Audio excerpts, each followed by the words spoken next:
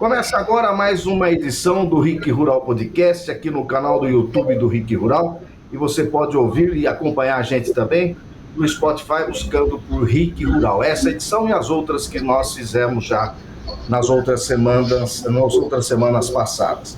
No RIC Rural Podcast de hoje, vou conversar com Natalino Avance de Souza, presidente do IDR Paraná, o Instituto de Desenvolvimento Rural do Paraná.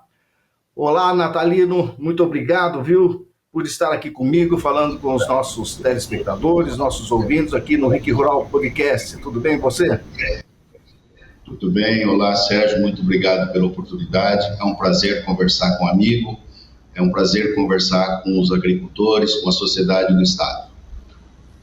Natalino, eu fui lá na página do IDR na internet e lá diz o seguinte, que o Instituto de Desenvolvimento Rural do Paraná e a Emater foi criado em 2019, portanto há 4 anos, a partir da incorporação do Instituto de Assistência Técnica e Extensão Rural, a Emater, Companhia de Desenvolvimento Agropecuário do Paraná, Codapar, e pelo Instituto Agronômico do Paraná. E tem como missão prestar serviços integrados de pesquisa e experimentação agrícola, de assistência técnica e extensão rural, de fomento no meio rural e de expansão da base de agroecologia para a produção de alimentos de alta qualidade de forma ágil e eficiente.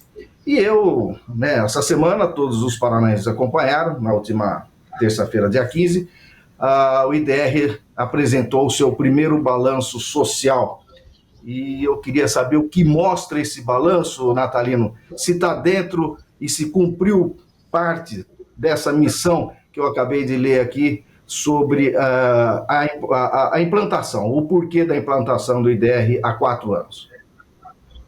Bom, Sérgio, a decisão de criar essa incorporação com 4 instituições, trazendo o IAPAR, Emater, CPRA e a Codapar, tinha um objetivo claro, que era você qualificar entregas aos agricultores. O que estava embutido nessa ideia?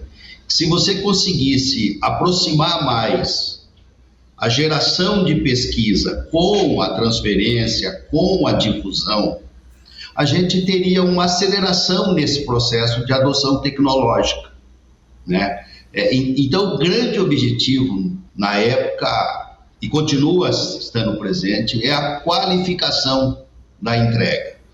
É lógico que todos nós sabemos, quando você traz 4 instituições, um universo de 1.770 servidores, você está trazendo junto 4 culturas organizacionais diferentes. Pensar que a cultura organizacional da pesquisa, representada pelo IAPAR, é a mesma cultura organizacional da Emater, da extensão representada pela Emater, não é verdadeiro isso. Então você precisa fazer um movimento, e isso tem consumido muita energia nossa, no sentido de ir aparando essas arestas. Por que isso? Até porque você tinha nas 4 instituições procedimentos diferentes. Então, por exemplo, quando você traz a Codapar, você traz uma empresa de economia mista. É uma outra forma de fazer despesa, uma outra forma de arrecadar, né? Você tem que agora fazer essa solda dentro da organização. Então, essas questões todas, a gente falava e fala ainda, nós somamos 206 anos de cultura organizacional nas 4 instituições.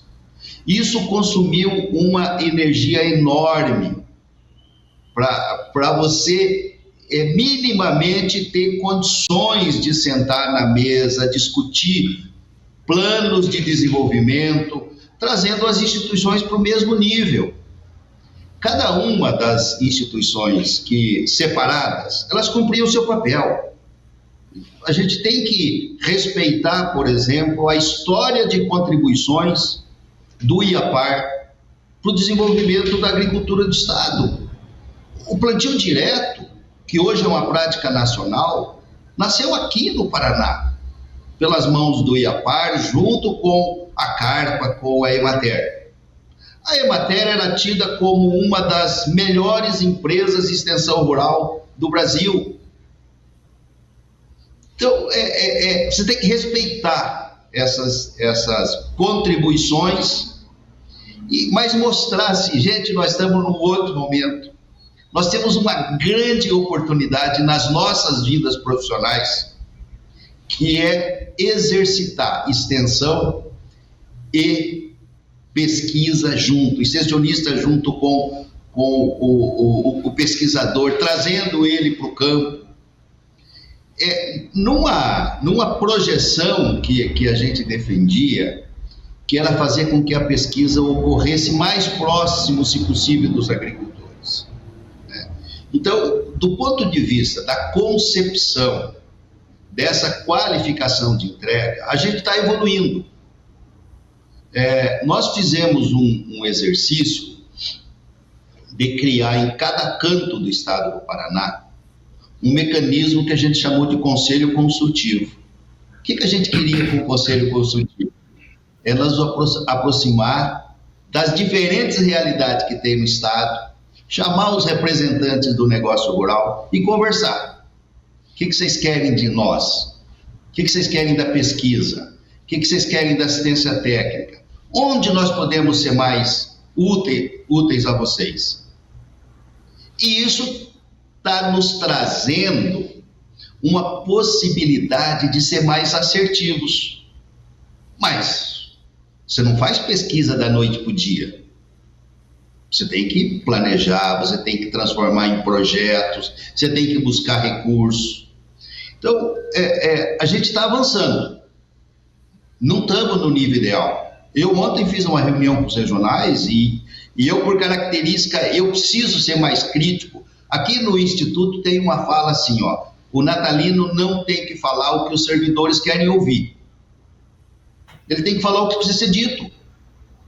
Então eu tenho sido muito crítico. Gente, nós já avançamos, mas nós temos um caminhão de espaço pela frente para avançar.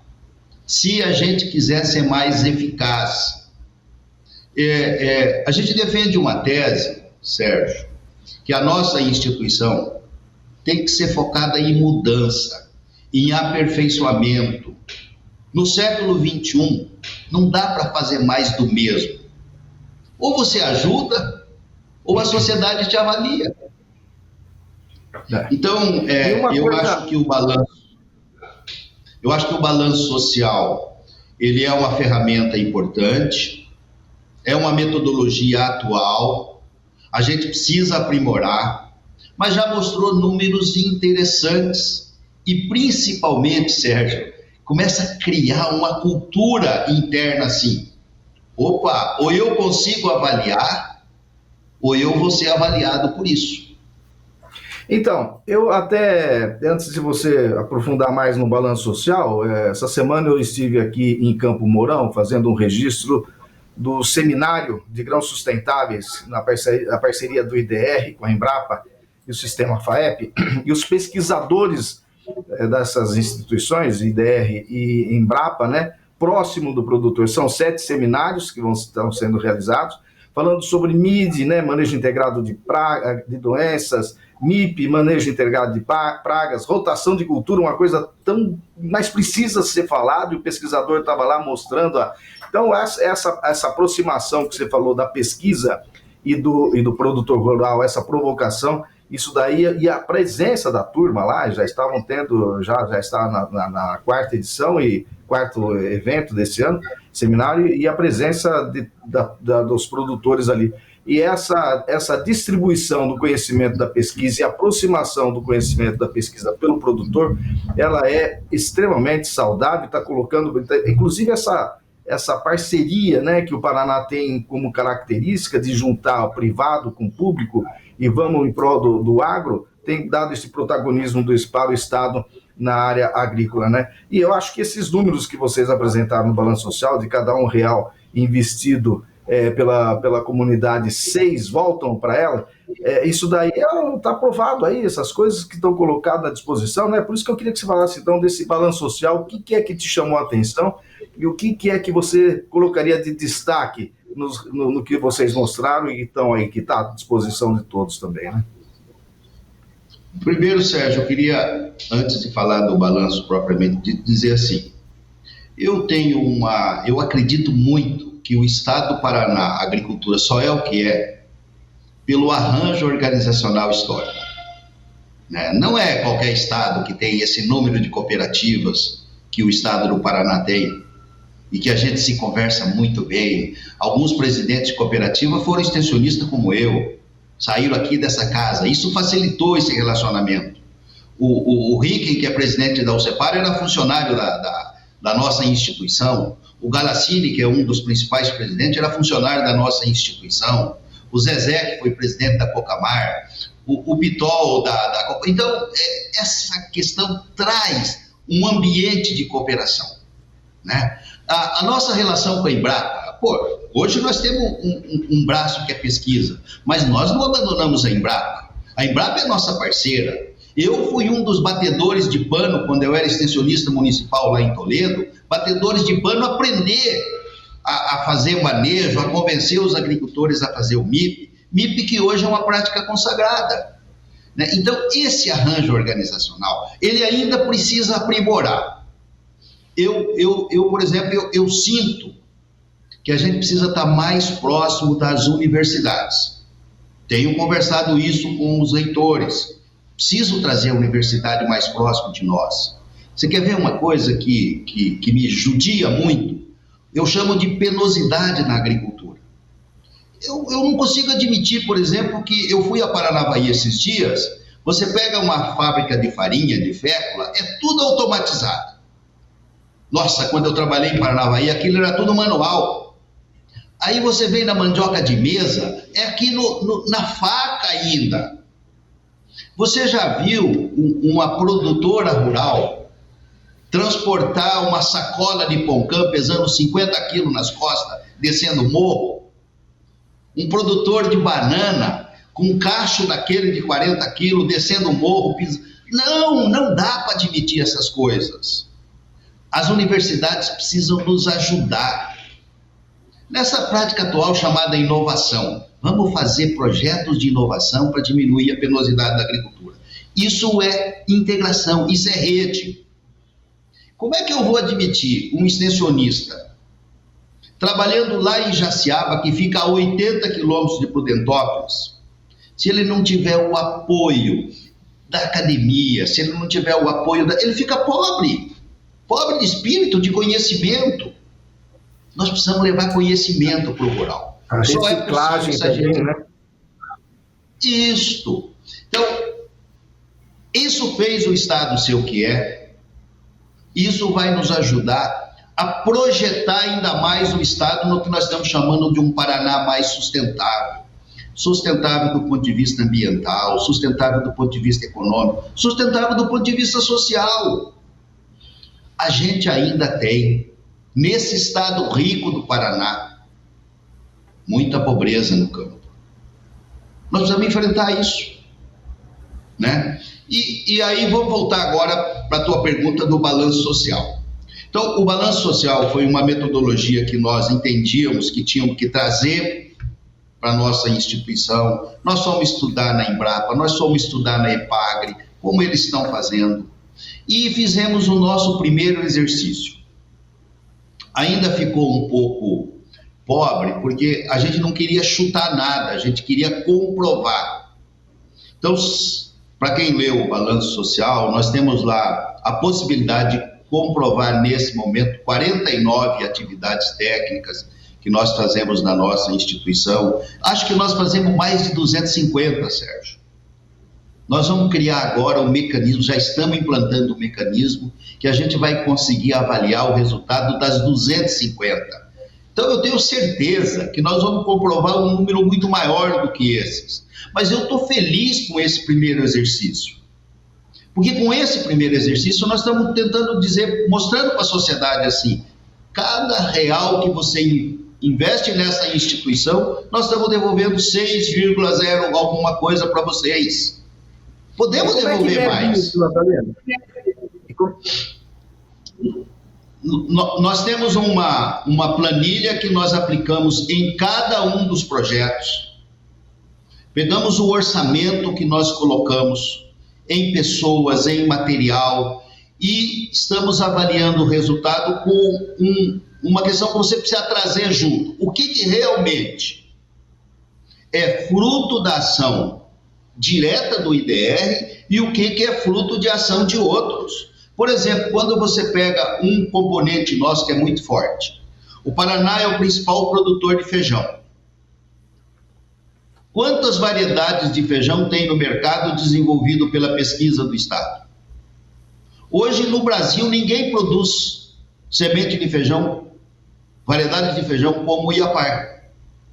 Mas nós entendemos que a nossa participação direta é pequena. Nós desenvolvemos, entregamos, as cooperativas têm mérito, os parceiros têm, e nós temos um percentual. Então, para todas as atividades, nós avaliamos qual é a nossa contribuição direta e qual é a contribuição dos parceiros e trabalhamos proporcionalmente, né? A gente tem trabalhado assim, cada projeto que nós executamos com recurso público. O técnico é recurso público, os insumos são recursos que nós compramos com dinheiro público, o maquinário são investimentos que nós fizemos com dinheiro público. Então, cada projeto desse tem um compromisso de devolver para a sociedade um resultado. E estamos trabalhando na linha assim, quem não tiver condições de medir, quem não tiver disposto a avaliar, vai começar a perder espaço. Por quê? Porque entendemos que isso é importante. Isso precisa começar a entrar na cultura das pessoas, na cultura do extensionista, na cultura do pesquisador. A sociedade é dona desse pedaço. Ela precisa ter essa satisfação. Natalino, e tem também a questão de você não tem como deixar de fazer uma comparação do antes e depois, né? Acho que até em termos do antes, como é que era o bolso do produtor através desses benefícios e o bolso do produtor depois desses benefícios, depois dessa conscientização. Isso está dentro do balanço social também, o ganho de renda, o aumento de renda. Vocês têm um público, praticamente quase todo o Paraná, que é constituído de pequenas propriedades rurais, e é onde a IDR está mais presente, né, dando esse auxílio com a pesquisa e com a assistência. Essa evolução financeira e de melhoria de renda e de condição de vida, vocês também conseguem medir isso? Cada projeto, ele precisa considerar as dimensões do seu benefício. Quando você trabalha com políticas públicas, nem sempre o grande objetivo é o objetivo financeiro. O balanço social ainda não consegue medir essa questão, mas ela é fundamental. Eu discuti a semana passada com o pessoal do MDA que a gente tem no estado do Paraná um número muito grande de comunidades quilombolas, que eu chamo de comunidades tradicionais, que nem sempre foram atendidas por políticas públicas de assistência técnica, que a gente precisa fazer isso. E talvez o primeiro projeto que a gente precisa levar é um projeto chamado saneamento básico. Por quê? Porque daí você resgata um pouco a cidadania, você resgata um pouco a qualidade de vida, você diminui um pouco a distância que tem entre o cara que mora na cidade e essas comunidades que estão no meio rural, né? Esse tipo de coisas você até pode medir. Você pode medir lá no posto de saúde quanto é que diminui de incidência, mas do ponto de vista financeiro é difícil você medir. Esses tempos a gente conversava com alguns agricultores de Cana-de-Abreu e a gente lá tem um projeto chamado Renda Rural, né? E que você leva um pouquinho de dinheiro para aquelas famílias. E quando você vê o resultado de um projetozinho que você colocou 3 mil para a dona de casa comprar um animalzinho ou para comprar uma máquina de costura, e ver a felicidade. Como é que eu meço isso? Então tem coisas que é difícil você medir, tem coisas que você consegue medir. Nesse primeiro momento nós focamos naquilo que é mensurável do ponto de vista financeiro, mas agora a gente precisa começar a ver como é que eu meço um pouco essa coisa das políticas públicas, principalmente de qualidade de vida. Tem alguma coisa, por exemplo, que me incomoda? Ô Sérgio, você sabe que eu trabalhei um tempo no SEASA, né? Então, eu acompanhava um pouco essa coisa da densidade de renda, né? Que olerícolas, frutícolas, florícolas promovem. Essa é uma coisa que o Paraná precisa avançar, porque o pequeno agricultor, ele precisa ter atividades que proporcionem mais densidade de renda. Isso a gente tem como medir. Isso a gente tem como pegar um agricultor com 1 hectare e falar assim, você produz igual a um grande agricultor com 5 hectares de uma cultura mais expansiva. Isso nós queremos medir. Então a gente ainda tem algum caminho a percorrer, mas a gente já está feliz com esse primeiro exercício. Com certeza, até porque, né, Natalino, dentro desse balanço social, ali vocês apontam também a questão da mulher e também redução de custos, né? E a questão das energias alternativas, né? O que impactou bastante na redução de custos, né? E esse é um tópico, é uma questão de sobrevivência, né? Redução de custo e otimização da sua área. Sem agressão ao meio ambiente. Queria que você falasse sobre, hoje, você, a cada 5 artigos que se fala do agro, 3,5 está lá falando da mulher, né, do protagonismo que ela tem conquistado frente ao negócio rural. Existe um trabalho específico do IDR que você já pode apontar como um avanço com relação à participação da mulher, com relação à redução de custos, e também com relação à consciência ambiental? Bom, Sérgio, primeiro assim, nós somos da década de 70, 80. Nós somos da época que o rural ainda era mais árido, né? A mulher tinha uma participação muito acanhada. Acho que mudou o mundo, evoluiu demais. A mulher está conquistando seu espaço também no rural. E para a felicidade nossa, a mulher traz para as atividades do rural um olhar de inovação, de exigência, de estímulo a você fazer as coisas de forma diferente. Organização. Eu sempre trabalhei assim, ó. Tinha uma técnica que prevalecia, um conceito da grandiosa tradição na agricultura. Meu avô fazia desse jeito, meu pai fez desse jeito, por que eu vou mudar?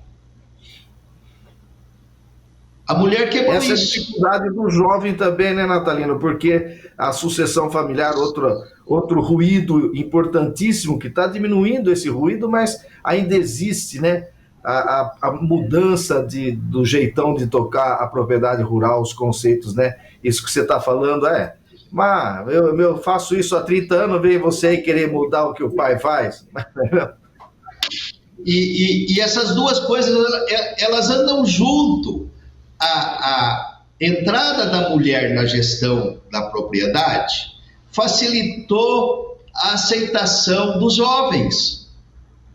Isso é muito bom, nós estamos ganhando nas duas pontas. O que a gente já tem de jovens vindo para o jogo, aqui tem uma coisa que a gente precisa conversar mais. Nós reclamamos muito que a agricultura está envelhecida. Envelhecida porque nós fazemos ela ficar envelhecida. Envelhecida porque nós não damos condições para os jovens continuarem no campo. O jovem, ele vem com outra cabeça. O jovem quer ter o celular, quer ter a moto, quer ter acesso à internet. O jovem do rural não tem direito a isso? Nós discutimos com o governador é parceiro nosso. Governador, nós precisamos gastar o Zap para fazer o Paraná ter conectividade rural em todos os cantos. Eu ia comentar isso, viu, Natalino? Eu ia comentar isso porque o jovem, ele está voltando para o campo. A gente tem visto essa migração reversa aí, e a mulher, né? A mulher está trazendo o filho perto dela, e essa atratividade pela tecnologia, agricultura de precisão, inteligência artificial, enfim, essas siglinhas todas que a gente vê aí com relação à internet. Mas precisamos ter a conectividade no campo. Se você falou isso para o governador, muito, muito parabéns, e vamos ficar cobrando, porque a gente precisa. Ele é parceiro nosso, Sérgio. Ele é parceiro nosso. Nós vamos fazer um exercício agora, nós estamos propondo pegar 2 municípios, ele vai escolher quais são os 2 municípios, e nós vamos fazer o que nós fizemos lá com eletrificação rural. Precisa fazer isso. Se a gente quiser segurar os jovens rurais. Você sabe que esses dias eu fui visitar um assentamento lá em Querência do Norte, que é aí perto de vocês. Cheguei bem longe, rapaz, num dia de chuva. Estava lá um casalzinho de agricultores, conversando, daí, mas só vocês dois, não conversam com ninguém, só vocês dois aqui. Meus 2 filhos foram para a cidade. Não querem ficar aqui, porque aqui não pega nem celular. Vai ficar velha a agricultura. Então a gente precisa fazer o Paraná ainda cabe esse esforço. Eu digo assim, Sérgio, por que um produtor, vou dar o exemplo de novo de Jaciara, precisa andar 3 horas para chegar na sede do município para conversar com o técnico? Não pode. Nós temos que fazer chegar lá o sinal, para ele conversar, tirar suas dúvidas, marcar um atendimento. Isso nós precisamos corrigir. Mas eu queria só voltar a dizer assim, talvez uma das culturas mais tradicionais do estado do Paraná seja o café. Nós todos nos fizemos técnico a partir da cultura do café, mas é a mais tradicional. Talvez seja a cultura que a mulher mais esteja fazendo a diferença hoje. Por que o Paraná virou produtor de café de qualidade? E sacando, botando lá mulheres do café, pelo requinte com que ela trata, pelo carinho com que ela trata a colheita, com que ela beneficia o café. Então, a presença da mulher na agricultura é fundamental. Quem está fazendo a diferença nesse projeto? Queijo artesanal, queijo de qualidade, são as mulheres. Então as mulheres estão fazendo uma revolução, principalmente pela sensibilidade com que elas tratam as coisas do campo. A nossa agricultura está ganhando muito com essa participação mais ativa da mulher. A mulher é uma ótima gestora. Em todas as propriedades que a mulher avançou na gestão, nós ganhamos. A mulher é a nossa grande parceira na organização rural. É só pegar essas cooperativas da agricultura familiar. E você concorda que é uma excelente administradora de crises? Porque já administra uma situação em casa no dia a dia. Aí se depara, já está no DNA dela até essa administração de crise, porque é só pepino que se tem dentro de casa. Aí você vai para o campo e tem noção, tem direção. Eu acho que acrescenta isso que você falou, é verdade. A organização e a facilidade de dar prioridade ao que de fato é prioritário, né? Concordo com você e digo assim, em função dessas questões, nós tomamos uma decisão que a mulher é projeto do IDS, sim. Mulher é projeto do IDS, tanto é, Sérgio, que nós estamos preparando para a última semana de maio do ano que vem um evento com mulheres em cada mesorregião do estado. Um evento grande, né, junto com a Superintendência Social do governo, junto com a Secretaria da Mulher. Nós queremos trabalhar, e quando você faz um evento de meso, obriga você a trabalhar o ano todo com essas mulheres, né? Nós queremos fazer uma feira dos produtos da mulher no estado do Paraná. O estado hoje já é referência com trabalho com mulher, né? O IDR abraçou essa causa, vai investir nessa causa, e a gente tem uma esperança de que nos 50 municípios com menor IDH do estado, a mulher é uma ótima estratégia para a gente implantar projetos que melhorem a condição de vida do município como um todo. Com certeza. Ô, Natalino, eu queria falar de um outro assunto com você também. Tem mais alguma coisa do balanço social que você quer pontuar?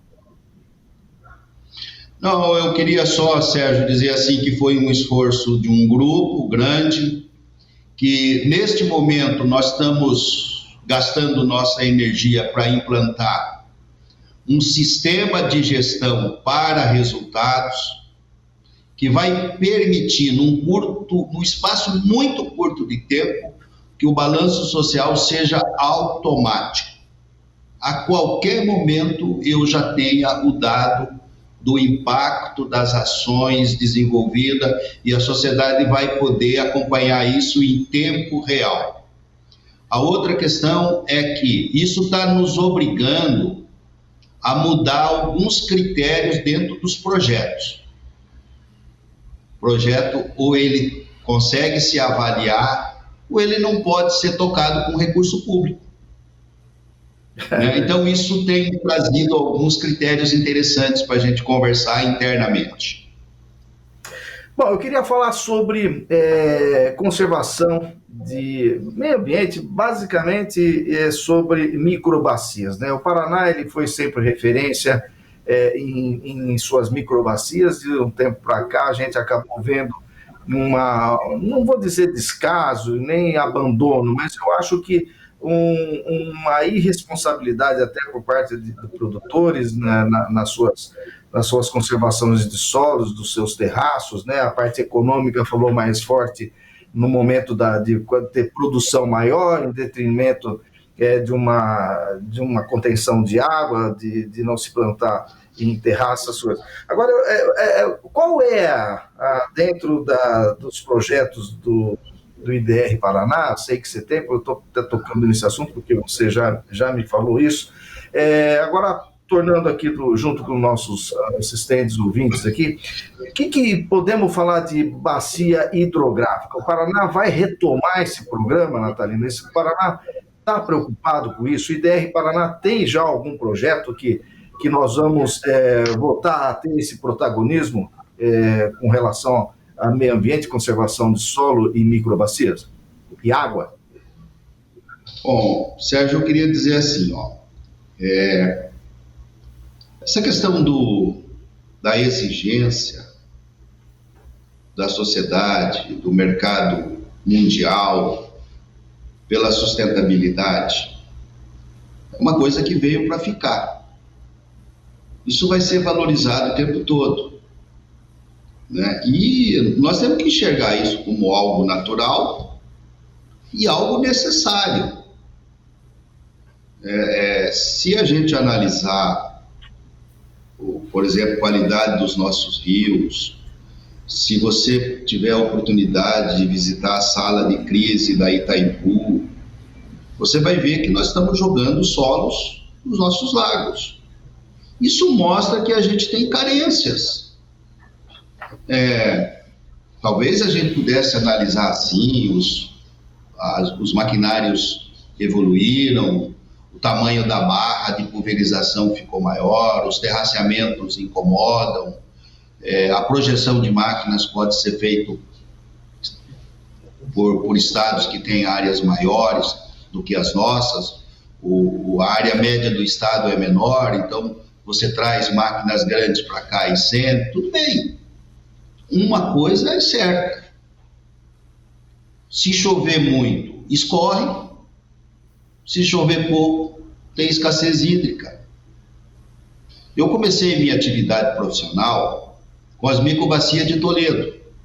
Eu me lembro, na época que eu ia para campo com Fusquinha, eu não sabia se eu jogava para o lado esquerdo ou para o lado direito, que eu ia cair numa vossoroca. A gente evoluiu, a gente resolveu esse problema. Hoje a gente tem um outro problema.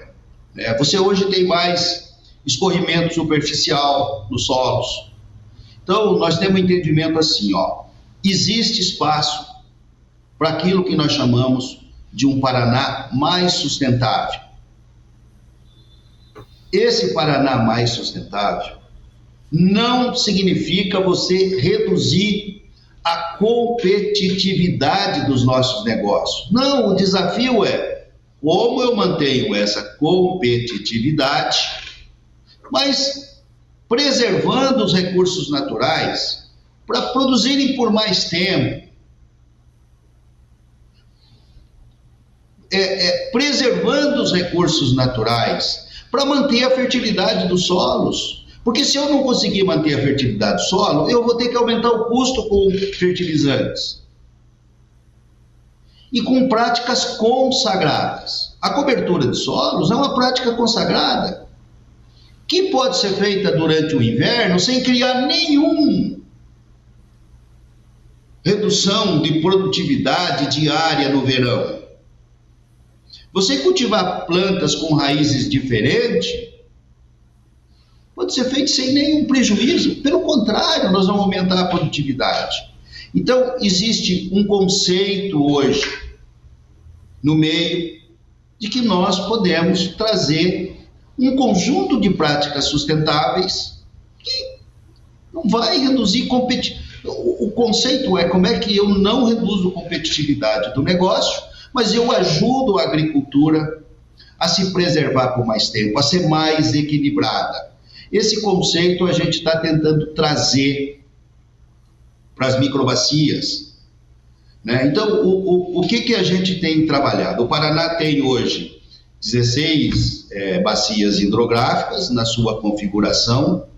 Nós temos 6.180 octobacias que já foram identificadas no estado. Dessas, nós estamos propondo o seguinte: nós vamos começar um programa de recursos naturais sustentáveis, em que a gente vai, como metodologia de trabalho, concentrar atividade para gerar referências que possam ser copiadas pelos outros agricultores, num trabalho integrado, que vai ver questão de solo, vai ver questão de matas, vai ver questão de fontes, vai ver questão de produção, vai ver questão de organização rural, vai ver questão de agroindústria. Nós queremos gerar referência para essas famílias e queremos começar a exercitar, Sérgio, uma coisa que está se falando há bastante tempo, mas que evoluiu um pouco: pagamento por serviços ambientais. Aí sim, então, né? Por exemplo, nós lançamos agora, nessa semana, a proteção de 1.000 fontes em um dia. Na verdade, nós queremos proteger 1.000 fontes até o dia 21 da árvore, até o dia 21 de setembro, que é o dia da árvore. Eu não sei se nós vamos fazer 1.200, 1.300, 1.500 fontes.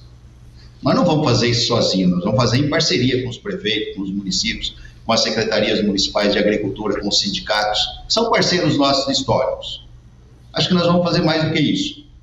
A gente quer ver se, até 2026, a gente consegue chegar a 30 mil. De quantas? De 200 mil? De 100, 150 mil? Não sei quantas tem no estado, ninguém sabe. Mas é possível você fazer isso com pouco recurso.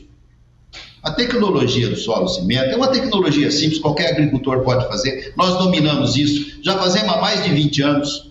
Quanto custa para fazer uma fonte? R$500, R$600, R$700? O que nós combinamos com o secretário? Secretário, nós vamos exercitar o pagamento por serviços ambientais. Nós levamos a tecnologia, o produtor implanta, o extensionista vai lá e faz um laudo e a gente deposita na conta dele a título de pagamento por serviços ambientais. Uma coisa simples. Se a gente dominar isso, se a gente aprender a fazer isso, se a gente criar a referência legal para fazer essas coisas, nós vamos estar trazendo um benefício para toda a sociedade. Porque qual é a fama que a agricultura tem hoje? Vocês estão poluindo o meio ambiente. Não, nós queremos mudar. Nós estamos preservando a água para o consumo urbano, para o consumo da população. E são essas fontes que garantem. E o cara é um produtor de água, o cara tem que receber por isso. O cara é um produtor de água de qualidade. Então, nós vamos inverter, em vez de eu ficar entupindo fonte, porque eu estou arando a terra, não, eu vou proteger essas fontes. Junto com as fontes, agora nós estamos trazendo, numa parceria com a CEDEST, 120 mil mudas, né?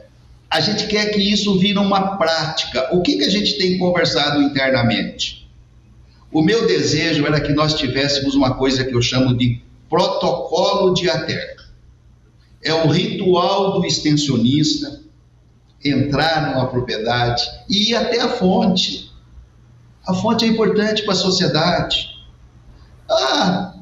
Às vezes você está passando por cima da fonte e não vê que esse é o alimento mais rico que a população tem, que está lá no meio rural. Então, esse programa que a gente está lançando, ele tem uma concepção de trabalhar o todo, né, com a produção a partir dos recursos naturais. É uma retomada, sim, acho que nós já fomos muito bons nisso, mas o que incomoda é assim, ó, eu vou lá em São Paulo, o cara fala assim, isso que eu estou fazendo aqui eu copiei de vocês no Paraná. Eu vou ali em Santa Catarina, o cara fala assim, isso que nós estamos fazendo aqui eu copiei de vocês no Paraná. Nós não temos direito de não copiar de nós mesmos uma coisa que nós já fizemos com muita competência. Então a gente está devolvendo isso, na nossa plataforma do IDR. Nós queremos toda a nossa estrutura trabalhando com isso. Esse ano nós vamos uma por região, mas nós queremos chegar a uma por município nos próximos 3 anos. Tem um grupo trabalhando muito forte. Você tem alguns desafios, Sérgio. Por exemplo, a questão do terraceamento. Terraceamento já foi a nossa principal alternativa de controle da erosão. Quando a gente não sabia ainda essa coisa de cobertura de solo, a prática era terraceamento. Depois, terraceamento virou sinônimo de coisa ruim na agricultura.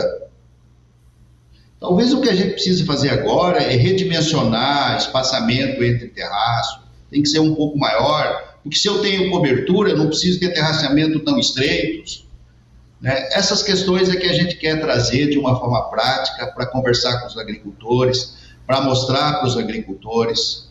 E a estratégia da microbacia, ela permite esse tipo de coisa. Então, ela faz parte de um conceito de você criar referências para que os agricultores visualizem e eles tomem a decisão. A decisão é do agricultor. Bom, o papo está excelente, Natalino. Eu agradeço a sua presença aqui no RIC Rural Podcast, sempre muito simpático, gentil, agradável conversar com você. A gente tem sempre sempre tem boas informações, muito didáticas, e a gente acaba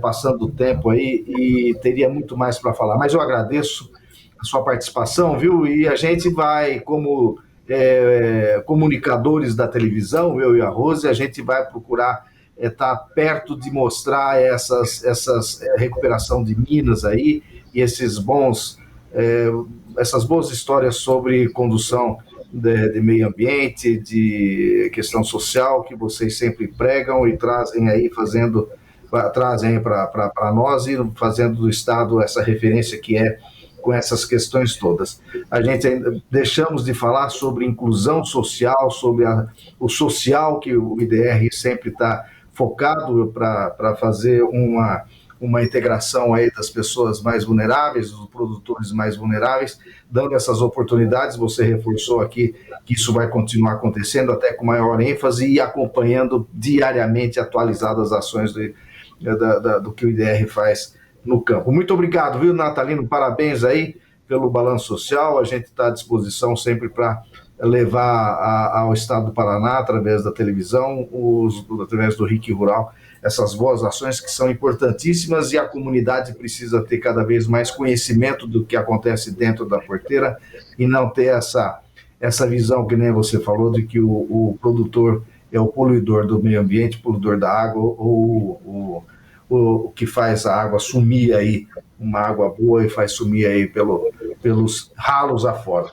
quem manda para o ralo, a gente sabe muito bem que não é o agricultor. Muito obrigado, viu, Natalino? Bom dia, boa semana e bom percurso para você nessa vida pública aí, viu? Bom dia, Sérgio. Agradeço pela oportunidade. Você sabe o carinho que tem por você, pela Rose. É sempre um prazer conversar com vocês. Acho que esse é o nosso papel. Nós devemos isso para a sociedade. Fazemos isso com muito carinho. Essa é a nossa vida. Grande abraço, meu amigo. Obrigado para você também. Bom, o RIC Rural Podcast de hoje fica por aqui, dessa semana fica por aqui. Nós voltamos na semana que vem com mais um bom papo sobre o agro e sua influência no nosso dia a dia, na nossa economia e no nosso modo de vida. Uma boa semana, gente, e até a próxima.